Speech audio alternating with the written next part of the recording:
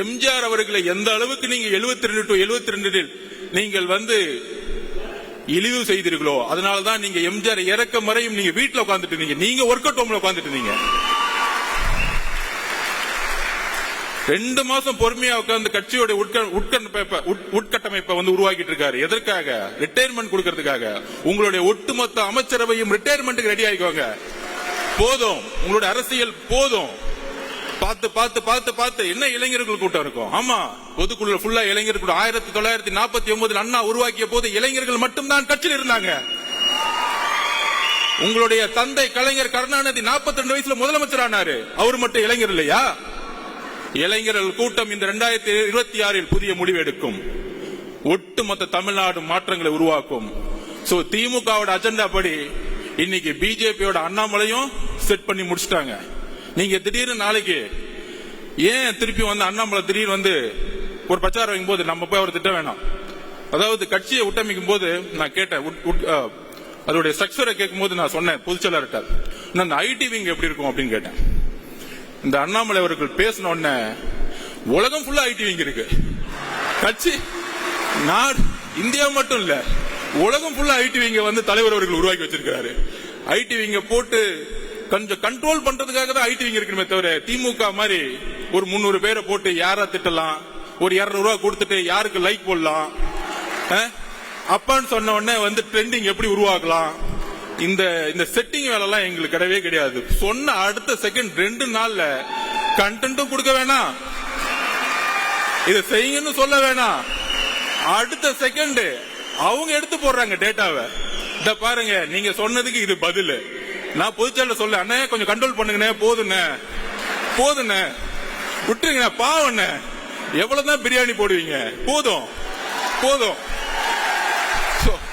அதனால திரு அண்ணாமலை அவர்களே, உங்களுடைய பிரதமர் மோடி அவர்களுக்கு உண்மையாக இருங்கள், உங்களுடைய தலைவர் அவர்களுக்கு உண்மையா இருக்கு. அதனாலதான் எந்த மீட்டிங் கூப்பிடறதே இல்லை, அடுத்த நாள் கூப்பிடுறாங்க மீட்டிங் கூப்பிட்டா. கட்சியோடைய தலைவரை மீட்டிங்ல வச்சுக்கிறது இல்ல. சோ உங்க கட்சிக்கு பூத் கமிட்டி மீட்டிங்ல இல்ல, அதுக்குள்ள ஏன் கட்சியை பார்த்து ஏன் தலைவரை பார்த்து என்ன ஒரு பெண்களை நோக்கிய விமர்சனம் எழுதி வைத்துக் கொள்ளுங்கள். பெண்களை நோக்கிய விமர்சனம் தூக்கி எறியப்படுவார்கள் தமிழக அரசியலில். எழுதி வைத்துக் கொள்ளுங்கள். இதுதான் லாஸ்டா உங்களுக்கு, இதுதான் பதில் எங்களுடைய தோழர்கள். ஏன்னா எங்களுடைய குறிக்கோள் ஆல்ரெடி தலைவர் பிக்ஸ் பண்ணிட்டாரு. திமுக மத்தியில் ஆளும் பிஜேபி. எங்களுடைய குறிக்கோள் ரொம்ப ஸ்ட்ரைட்டா இருக்கு. சும்மா திடீர்னு திமுக செட் பண்ணி தாவேக்கள் குழப்பம், ஜாதி பிரச்சனை. இங்க எங்கப்பா ஜாதி இருக்கு? எங்களுக்குள்ள ஒரு ஜாதியும் கிடையாது. இந்த ஜாதியை உருவாக்குனது நீங்க. 70 வருஷமா திமுக தான் ஜாதியை உருவாக்கி தேர்தல் அரசியல் வச்சிட்டு இருக்கீங்க. யாருக்கு தெரியுதோ எனக்கு தெரியும். அங்கிருந்தா வேலை பார்த்துட்டு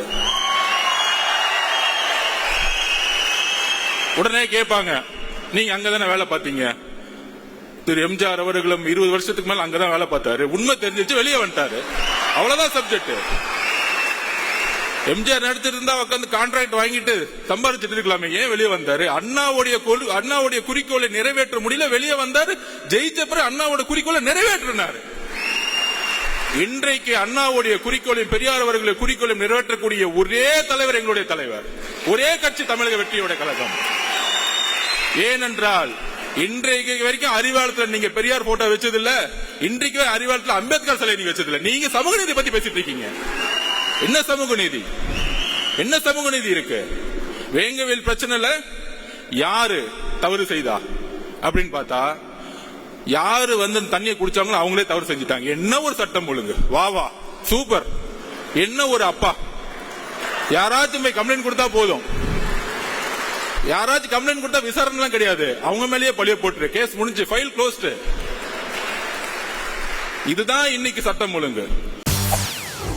செய்திகளை உடனுக்குடன் தெரிந்து கொள்ள உடனே சப்ஸ்கிரைப் பண்ணுங்க.